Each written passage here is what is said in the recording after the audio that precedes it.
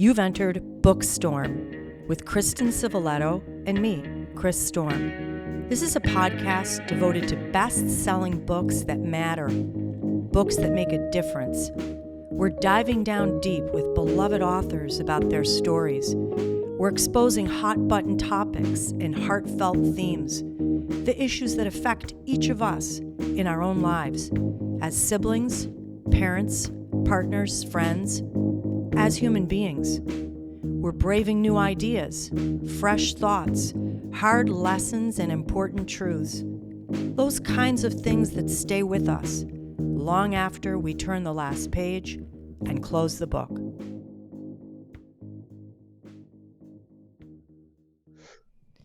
Well, welcome back to Bookstorm. Sit back, grab a coffee or maybe even a whiskey because you have been waiting for this one, friends. We have the incredibly talented Sandra Brown with us today. She is the New York Times best-selling author of over 70 novels. There are 80 million copies of her books in print. They're found in 34 languages. 4 versions have been made from these books. She is the master storyteller, the expert at the craft of great suspense and sexy novels. She writes thriller, romance, historical. There's no limit to what Sandra Brown can do and take you in her absolutely mesmerizing writing style and beautiful voice. Her episode on True TV, Murder by the Book, premiered the series. She appeared on investigative discovery series, Hardcover Mysteries. Television movies have been made out of her novels French Silk, Smokescreen, Ricochet, and White Hot. Sandra holds an honorary doctorate of humane letters from the prestigious Texas Christian University, where she and her husband have instituted a wonderful ELF scholarship that they award annually. Thank you for that, Sandra. Absolutely. She has served as president of Mystery Writers of America. She was named the Thriller Master, the top award given by International Thriller Writer Associates. She has also received so many awards and accolades, but let me just name a few. Texas Medal of Arts Award for Literature, the Romance Writers of America Lifetime Achievement. She has gone on 2 USO tours to Afghanistan and Cuba. Wow. Sandra, you are amazing. Oh, well, thank you very much. Thank you for sharing your talent and your beautiful writing with Kristen and I. We adore all of your books, but we're here to talk to you today about this wonderful Blind Tiger. Thank you. Thank you. Well, Sandra, we'd like to give our listeners a very short summary of the book. So if you'll indulge me for a second, I will not give away any spoilers, I promise. This book, Blind Tiger, is a thrilling novel set against the backdrop of 1920s Prohibition. We hear from 2 perspectives. We hear from Laurel, who is the mother of an infant. She is stuck out in a shack with her father-in-law after the very unexpected loss of her husband, who is a World War I vet. We also hear from Thatcher Hutton. He is a discharged soldier who leaps off a boxcar right into the Plummer household. He finds himself, the first night he is in Foley, Texas, arrested for a crime that he didn't commit. When he sorts some of that out, he joins forces with a deputy sheriff in the town. And meanwhile, Laurel, who's in very dire financial circumstances, has started a business where she, number one, is lifting women out of situations that she found herself in, but also helping her father-in-law expand a business that may not be so legal. These 2 have crackling energy between them, but they are on opposite sides of the law. And their creativity, their inventiveness, the way they make decisions keeps us guessing the entire novel all the way through. So Well, thank you. I'm glad to hear that. We just adored it. We loved the entire book. I love a good suspenseful mystery that can be unraveled by the reader if we're savvy enough. And you have delivered that. There were clues and bunny trails and sly trickery that was just enough facts, though, to allow the reader to solve the crime. And I looked into the title, Blind Tiger. The title's actually profound in your story. So, for our listeners, blind tiger is a phrase that means the practice of disguising illegal alcohol selling bars as harmless establishments. And yet, I think all of we readers could not help but notice that this phrase, blind tiger, seems also to be a trait in several of the characters in your story. We have the heroine, Laurel, who is someone we all long to emulate. Her world falls apart. She's poverty stricken. She is alone. And yet there is a secret fire within her that is revealed as she courageously fights for survival. And I was wondering, she is the perfect example of women empowerment. Is this a message you were trying to send? And did this character evolve in ways that even you as a writer might have been surprised? My characters always evolve in ways that surprise me, and some of their actions, take me off guard, and I'll be going, "Gosh, that's great!" They sort of, once I put them into terrible trouble, I leave them to their own devices, more or less, and they then kind of guide, the story, and they do things that, because I'm a card carrying coward. So anytime that my characters exhibit any kind of courage or do something that I don't know that I would have had to do, it comes strictly from them. It comes out in the writing. So a lot of the writing is organic. The story kind of takes over and the characters take over and guide it. In terms of Laurel, um, I didn't know everything that was going to happen to her, but I knew that they always have to be opposites. They always have to be forbidden, because if it's easy, you've got no story.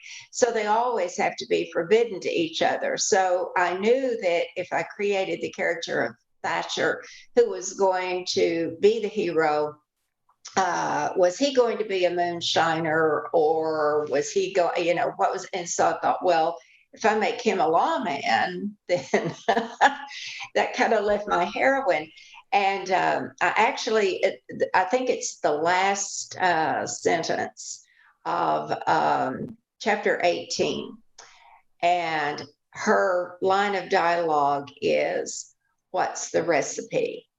And I thought of that line, and then I went back to the beginning of the book and I thought, how am I going to get that character to that point where she says, "What's the recipe?" And that was kind of her, she's all in at that point. Because it's interesting that you talk about her, the character arc that she makes, but I think it was as much a surprise to Laurel that she was capable of doing this. She didn't know that she was going to be required to do all of these things and make all of these daring decisions for that point in time in history. And when she was given this situation, she really evolved as a character because she had so few choices. And finally, I think she got to the point where she says, "Well, to hell with it, I'm going for it," because at that point in time she didn't have anything else to lose. So I think it was interesting to watch her, because I think some of the things that she did were as a surprise to her as they were to me, and then hopefully as they were to the reader. I think she was surprised by the fortitude that she showed, that she demonstrated when she had to. And that's what we loved about her. And I think that's what readers would like to be her. We become her in the beautiful unfolding of this character. You allow us to become one with her. And then we say to ourselves, in a hardship situation, Yeah, we would hope we too would find some inner strength. And after being in poverty and destitute and hopeless, to right. come upon a circumstance and say, this is the most unlikely thing that could possibly cross my path. Anyone who knew me would say I could never do it. And yes, I'm going to do it. And she jumps right in, and you just can't help but love her. We just Oh, love well, her. thank you. And Yeah. root for her and cheer And for her. Yeah. yes, And absolutely. forgive her, because what she's doing is not exactly legal. But you know, that's that idea too of, to me, the blind tiger that we're all wrestling with in life, right? Because, you know, we have a side of ourselves we present to the world, maybe through social media or Right. our Instagram. But inside, aren't we always wrestling with inadequacy or these feelings of doubt about ourselves? And Right. so, you know, to me, again, that title was just so profound because we saw it playing out in the historical backdrop and we saw it playing out in the characters. And it made me really examine that aspect too. I have to admit that I had never come across that phrase before until I started researching the novel. And when I got into the whole Prohibition research and everything, it's something I was reading. I came across that phrase, blind tiger, and I thought, what is that exactly? And looked it up. Came to find out it was another word for, speakeasy. And but it really was not of American origin. They really started calling businesses blind tigers in the 1850s in England, Wow. and Wow. that is the first recorded time that anybody had referred to a speakeasy or an illegal liquor establishment. And so when I saw it, I thought, I loved the phrase. I loved the alliteration. I thought it was going to look so good on a book cover. So early on, before I'd even fully pitched the idea to my editor, I said, and I've already got a title, which was great because often I get to the end of the book and it's um, Untitled Sandra Brown. Yes. Still don't have a title. So sometimes they've been after me, the book is going to print. We really need a title on this. And I've taken it right down to the wire. But in this particular instance, I had the title almost right away because I just thought it would be intriguing and that people, it's not, a phrase you hear every day. And so I thought it would be intriguing to a reader. What does that mean? Yeah, and it But was. It was. And as you start to read the story, you love the title more and more. Oh, yeah. Definitely was. You know, I'd like to kind of go back to that historical context you were just talking about. You know, we all know that Prohibition failed miserably. It ended in 1933 with the ratification of the 21st Amendment. mhm, And the unintended consequences have always fascinated me.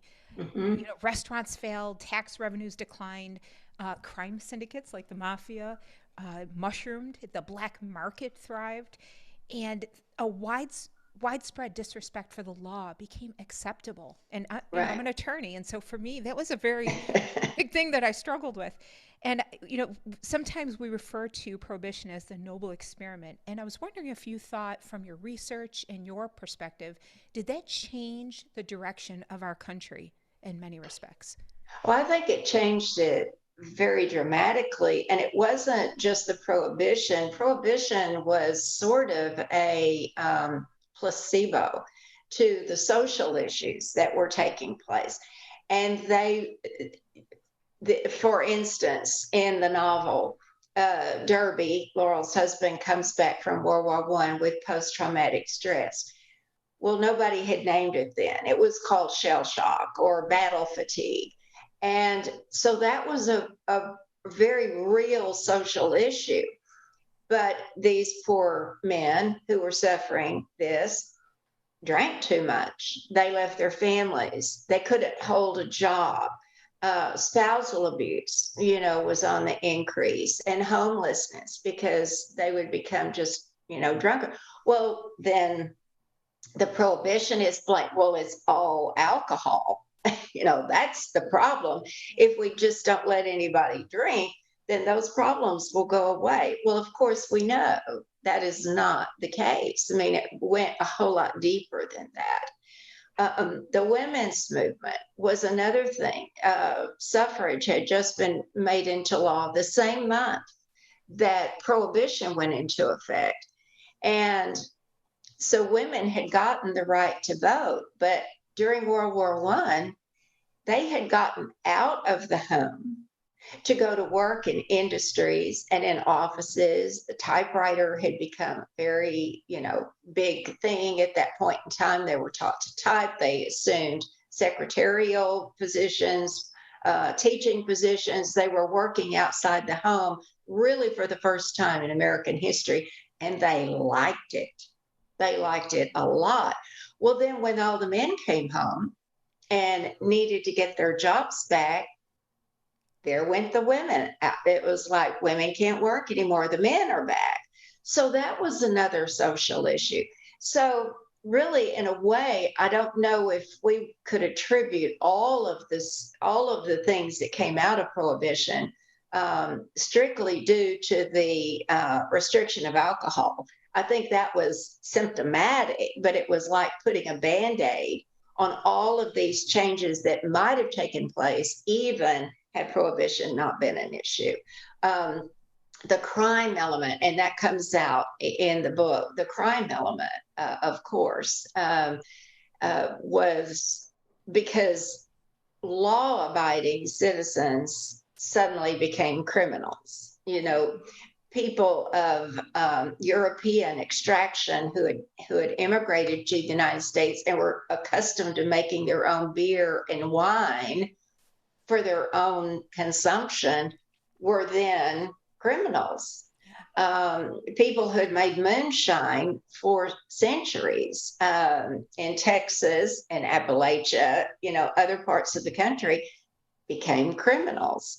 And so, of course, then organized crime, that was the first organized crime in the United States, is when, you know, territorially people started bootlegging and they wanted a certain territory, so they would fight them. So it was a real upheaval. And that was kind of I would call it, as a novelist, I would call it the catalytic event, was the passage of prohibition. When it suddenly became law and you couldn't have a drink, nor could you make your own, you know, hard apple cider. People got their backs up about it because it changed the whole culture. So it was kind of the catalytic event that kind of pushed everything. It enabled a lot of people to pursue maybe some deep-seated ambitions, like, you know, being a gangster or something like that. But I didn't know until I started doing the research. I just typed in prohibition in Texas, and little did I know that about 45 miles from where I live, it's a town called Glen Rose, 2 words, and it was the moonshine capital of Texas. Wow. Because geographically it was perfect. It had all these limestone underground springs, limestone lime, so the water was pure, the water was already filtered. It's very hilly, so they could put a still under the ledge of rock and it would hide the smoke. And all of this comes out in the book, but the research on it was fascinating. And there was a raid where organized by the Texas Rangers, FBI, local law officials that raided Summerall County and kind of made an example. And of course, most of the politicians in the town were rounded up along with everybody else and sent to jail. But there was an informer. His name was Dick Watson, and he was a World War I veteran. And when he got back from the war, his family's cotton fields had been ruined by the boll weevil. So they started growing corn, and they couldn't eat it all. They couldn't sell it all for human consumption. So they sold it to the moonshiners. And so he and his brother were very deeply steeped in the prohibition industry and the moonshine industry. But then he turned lawman, and he became a secret agent, and he was assassinated. He was shot in the back through the window of a friend's house and killed before he could testify in the trials of some of these people after the raid. So I kind of based the character Thatcher on him. You know, Thatcher doesn't meet that fate, but I got the idea of, you know, the secret agent, and that everyone, you know, suspects Thatcher is he. I just am amazed. You had so many interesting things in there, but I kept thinking about the fact that when we offer solutions to just symptoms rather than getting to the root of the issue, there's like a cascade of problems that come from that. Right. What a fascinating historical glimpse that also applies to us today. Well, it was really when I sat down, I was locked in during the first few months of COVID. I was caught away from home. And I had stayed 2 months by myself, and I had just finished Thick as Thieves. And so I started thinking, well, I'm stuck. I've got to, I'll just start thinking up another book. And I thought, gosh, what is there to write about, though? I mean, everything was so grim. It was all the political stuff, it was all the racial unrest. It was just, and then COVID, you know, the overriding thing. So I thought, what am I going to write about? You know, where people aren't wearing masks. And I thought, what was happening 100 years ago? What if I wrote a historical? So I just typed in America 1920 instead of 2020. And guess what? They had a global pandemic of Spanish flu. Yes. They had the Me Too movement, except where it was women's suffrage. They had soldiers coming home from a very unpopular war with post-traumatic stress, just like, you know, Afghanistan was for us. And then on top of everything else, you couldn't get a drink because Prohibition went into effect. So that nothing's really changed. We're dealing with the same problems because human beings don't change. And so I pitched the idea to my editor, and I said, what if I just had a change of pace? Because if I'm tired of everything that's going on in the country right now, I think readers will be, so it might be a refreshing change just to do. But I said, the caveat is, or the irony is that the problems that we're experiencing were the same problems they were having 100 years ago. So it just went to prove we really don't learn very much as we go along. Maybe we do, but human nature has been eternal, you know, and so it's hard to change human nature. Yes, but Everyone identifies with the same passions and fears, and, you know, so it's, we don't change as people very much. But I think that's also what we loved about your book so much, that it is a historical, but as we read it, we realize we can relate to that. That even though that happened 100 years ago, those people were so very much like us, going through the same things. And I also have to say, I love the character Thatcher. And I can't say too much because I don't want to give any spoilers, but he's just such a great guy, and you're rooting for him. And when you left the little clues about who is the informant, there's no more fun than for the reader to start to suspect everyone and put their little clues together on the side. And I love a story. I love a story that gives you enough clues to let you be part of the mystery solving. And that's what this did for our readers. It's just a wonderful story. Oh, thank you. I try to build in those, you know, because you have to be fair to your reader. I think we've all read books where we got to, and it was like, well, where did that come from? You know, that, so I try to be fair. And I heard one time somebody smarter than I said, you lay the cards on the table while you've got them looking at the chandelier. And I thought that was a great example. You put the clues out there, but you've got them looking at something else when you do. Because the reader is smart, and Yeah. you're giving us the respect for being smart enough to give us the clues and see if we can figure it out. And maybe we can and maybe we can't, but that's the fun of it. Yeah. And these real life characters. So I want to talk about Laurel a little bit more.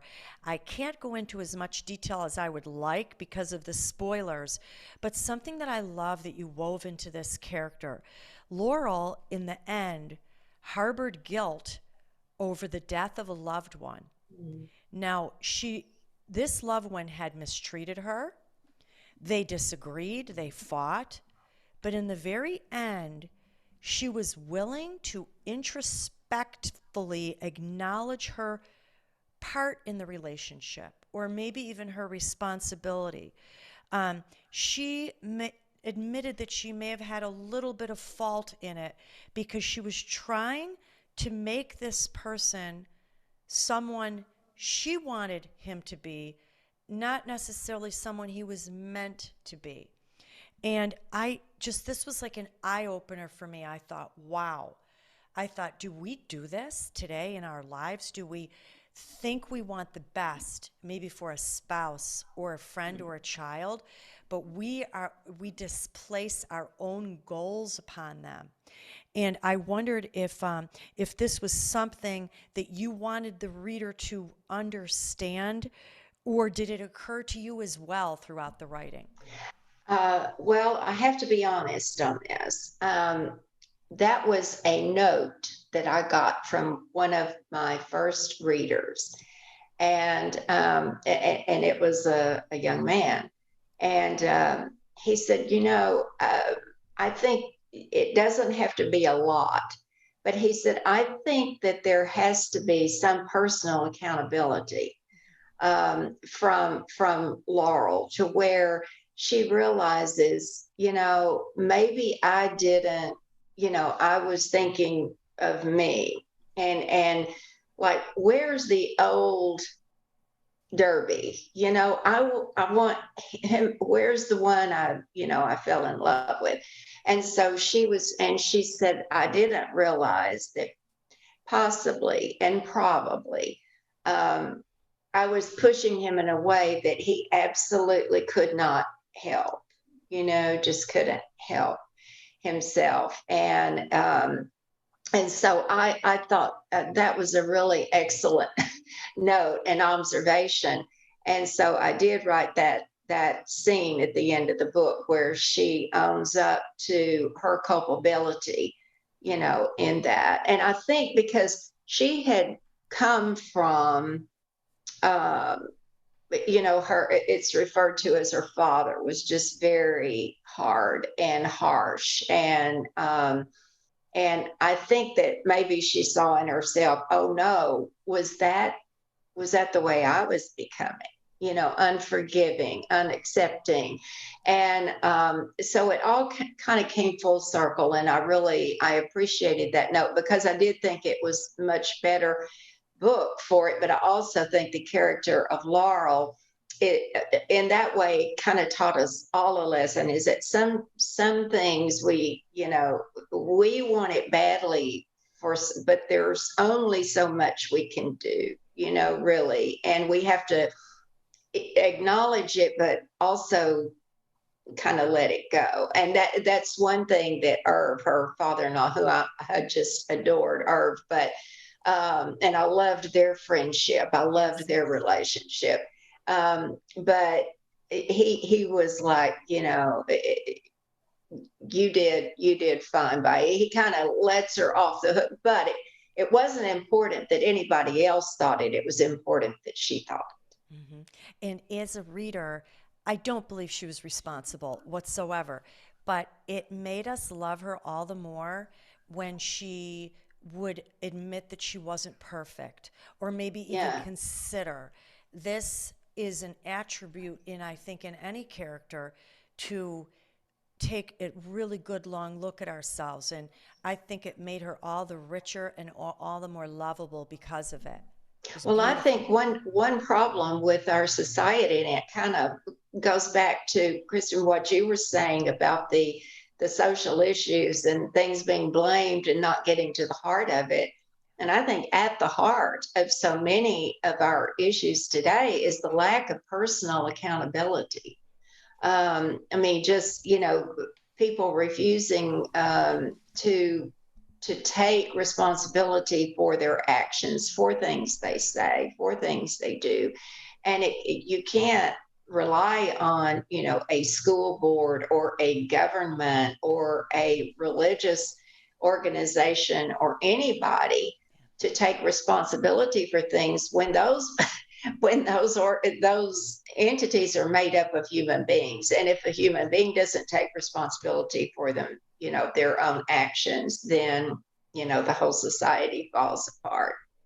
It's Very easy to wise blame words. somebody else, or it was that thing, or it was that issue, or it was this, but really it all comes down to the decisions that an individual makes, and Absolutely. how they abide by their decisions and take responsibility for the bad ones. That's a little bit of wisdom right there. Thank you for that. Yes, it Yes. is. Y- you alluded to the fact that women back in this time period had fewer options than we have now. And I want to kind of go back to that just a little bit. In your book, and of course, historically, we know that a lot of women felt forced to involved in prostitution or in other jobs that paid very little money and were very demeaning. We have more options now, of course. We even have social, uh, safety nets in terms of food programs and other things along those lines. And I wanted to see what you thought were some of the strengths that Laurel had, because she really changed the narrative a bit. I mean, she may not have been on the best side of the law for a time, but she certainly possessed character traits that propelled her in a certain direction. She was incredible in how she went about that. And I was wondering if you could just comment on some of those character traits that you thought enabled her to do that. And also, do you think she was also trying to avoid a marriage, to avoid getting back into that trap where she couldn't be that person she felt she was meant to be?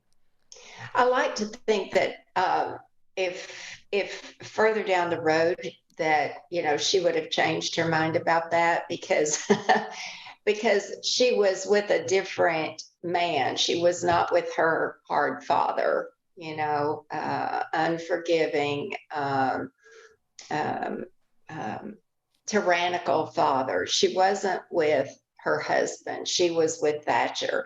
And so I like to think that possibly she changed her mind about that, but it really didn't matter, because I think that, you know, I think they would have been together no matter what, no matter if she had clung to that.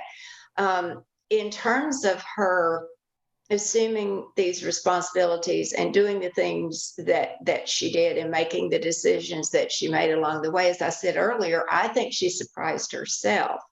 I don't think that she set out to I'm going to be strong, I'm going to, but as the opportunities presented themselves to her, she adapted very well and very quickly. And there are two scenes that come to it. Well, as I said, the first one was where she said, "What's the recipe?"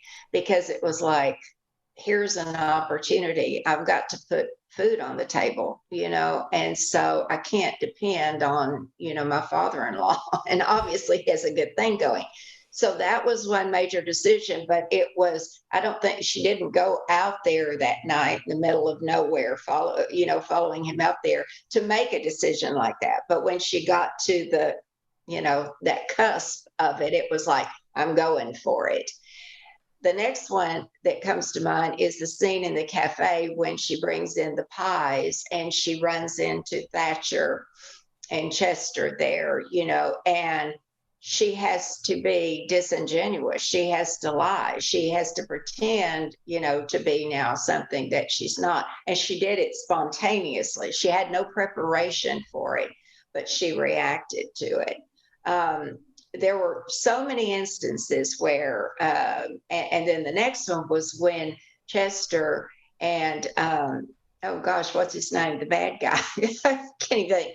The what was the bootlegger, when they come to her house and they think they're going to catch her with, and she, kind of gets out of that, and we don't know that she's going to get out of that, but she had outsmarted them. And so I think that as the book, all of these scenes were statements, and this is all subconscious. I don't sit up and think up all this stuff. It just kind of comes out in the writing, and then I'll say, oh, that was so brilliant. But when I think that she didn't set out to, she didn't sit back when all of these, travails had landed on her and think, I'm going to evolve into this smart businesswoman, into this strong woman, into this woman who's going to take on my enemies and who's going to defeat them. As God is my witness, I'll never be hungry again. She didn't make a declaration like that. It just kind of, when the situation presented itself, she took it on. She did it. And I think we can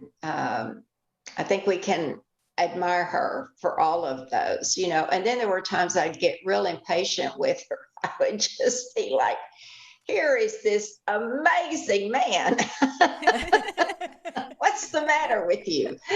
But she kept pushing away, which of course made me and the reader all the more eager for, and I love the way that he didn't take any of her guff either, Yep. He kind of liked it. I love that about all of your writing, that the sexual tension that lingers and goes on, and throughout this story, thinking, is he going to kiss her? No, not yet. And you just want that. You want them to be together so badly, and that's the other beauty of this story, this romance that's building between two people that the reader loves, and they're good for each other, and you just want them to get together. And there were so many aspects of this book that really touched our hearts, and we just adored it. Thank you. I liked the way Thatcher just kind of just let her spin. He just let her spin, and I think he kept saying, I have a knack of reading people, and I think he knew a lot, but he had to let her realize, and also written within the context of the time period. I wanted it to be modern novel in a lot of ways, but still stay true to the time period, and how would people have looked upon her, not with the respect they did, if she hadn't abided by the mores and morals of the time, and him too. I mean, so it was a fine line. I wanted it to be contemporary enough to where contemporary readers would be very much into the love story and the sexuality and the romance, but at the same time keep it true to the time period, the vernacular of the time period, not language like we use now, but you kind of knew what they were saying and doing. And that's the fun of this historical too, is that when you write a historical, with having done the research that you did, we're learning something. It's not just we're being entertained. We learned a little something about history that we could take with us, and it was just a treasure. We adored it. And can you give us any idea, what are you working on now? What's on your radar? Any clues? Yeah, I was just about to finish up the next book, and I'm putting the finishing touches on it, so it may go in by next week. But it's called Overkill, and it's a suspense novelist, contemporary suspense. I love my little trip into the historical, and I never say never. I'd love to write another one, but I had this story in mind, and it was it's I don't want to talk about it too much, because we're just on the cusp of, of revealing the cover. We just came out, revealed the title. I say us, my publisher and I. Just revealed the title last week, and the cover will be next week. And it's a very provocative subject, I think, and it opens up a lot of questions, ethical, moral. It's a The hero is kind of a Tom Brady. He is a former star MVP Super Bowl quarterback, and in the spotlight all the time, every aspect of his life. And the catalytic event, something happens that just, how would you deal with this in a public arena? Because it's a very sensitive matter. And so I thought that would be kind of an interesting thing. So, I've loved him, working with him. And then the young woman that he meets is a state prosecutor, and she's smart, savvy. So I've liked it. It's been fun. I'm just about to turn it in. So. Oh, we can't wait for that one. Thank you for giving us a few little tidbits about that, but I know our listeners are going to be super excited about that. So thank you so much. We loved having you. I want to tell our listeners you're going to want to connect with Sandra Brown, and you can find her at her website, sandrabrown.net. She's also on Twitter, Facebook, Pinterest, YouTube, and you can even sign up for her newsletter to get direct communication. Yep. Sandra, thank you for joining us today. Thank you so much. It's been delightful, both of you. Appreciate your having me. Oh, it's been such a pleasure. We are longtime fans of all of your novels. We can't wait to see what's coming out next. Thank Have a great you. day. Bye-bye. Thank you. Bye. Bye-bye. Always such a pleasure finally meeting Sandra Brown there, and the discussion and this book and the book coming out next. I just thought the whole thing was fantastic, and I was so excited to meet her. And what's your takeaway? What's your discussion topic that seemed to hit you the hardest, Kristen? Oh my goodness, there were so many things there that we could delve into, both historically and psychologically. There were a couple things. First of all, I loved one of the questions that came up about expectations that we place on others. And I thought we could kind of explore that a little bit because, I once heard somebody talk about unmet expectations. That's disappointment. And look at how we project that disappointment onto people we love, whether it's our children or a significant other. And that really had me thinking about, how is that fair? Are there legitimate expectations? I expect you to have a job and to support yourself. And really, the fact that we are always managing different levels of both expectations and disappointment. Yeah, I agree. I thought that was such an eye-opener for me too, because so when dealing with, say, maybe a spouse or children or even a relative or a friend, and we want to give advice and we want to help make them the best people they can be, but are we making them the best people we think they should be, not who they are created or meant to be? So there's a shortage today of plumbers, electricians, carpenters, and it seems like in years past, the normal voice was, in every child's ear, you have to go to college, you have to get a 4-year degree. Now 4-year degree isn't enough. Now you have to get a master's. And I think we've come a little full circle to say, hey, maybe that's not your thing. Maybe you'd be an excellent electrician, and what an honorable profession. And if that's where your talent and your interest lies, be who you are meant to be, who you're created to be. In this story, it took a terrible turn when someone tried to make a loved one something that they weren't wired for. And maybe this is something we could take a look at in today's society. Just respect and honor people for a different pathway that they may have chosen through life that's different from yours. Because, quite frankly, if we all pick the same pathway, there's, first of all, there's not enough room, and it'd be a pretty dull world if we all did the same thing. Yeah, no, that's excellent. The other thing that struck me was talking about, first of all, the options available for women. And that came through loud and clear in the story. We had women who felt that they had no choice but to sell their bodies. They entered the sex trade. And I think about some of the parallels with today's society, because this wasn't that long ago, first of all. But second of all, yes, women do have options today. But there are a lot of women who I think are acting like they don't have options.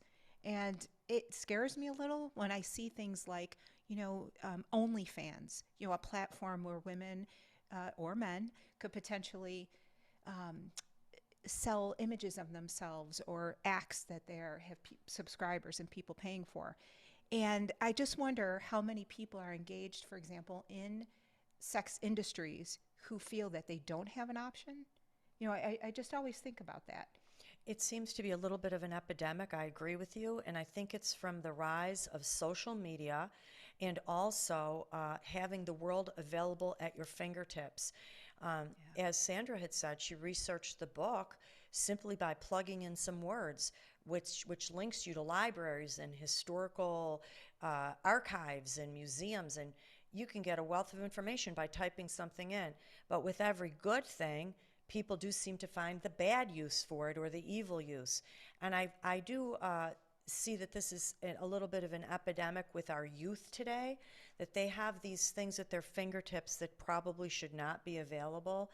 And because of their lack of maturity or their need for cash, maybe in low-income areas, they find a quick fix to make money, or maybe even gain what they perceive to be self-esteem, although it isn't.